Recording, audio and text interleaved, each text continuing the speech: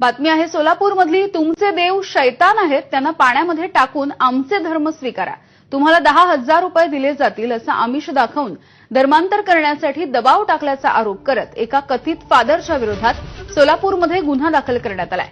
बी रविकुमार असं या 55 वर्षीय कथित फादरचं नाव आहे। सोलापूरमधल्या सेटलमेंट परिसरामधल्या भूषण नगर इथे एका पत्र्याच्या शेडमध्येच रवी याने चर्च थाटलं होतं।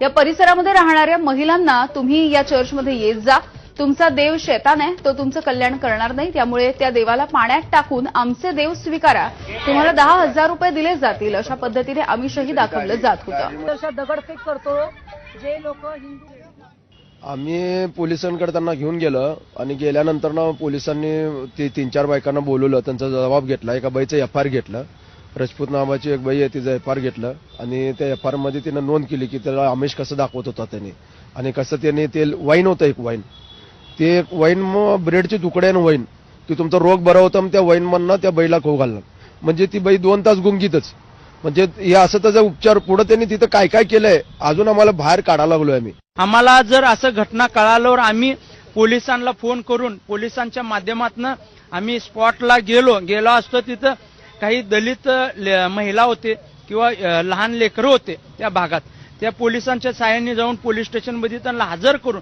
धर्मांतरांचा कायद्याअंतर्गत त्याच्यावर आम्ही गुन्हा दाखल केला।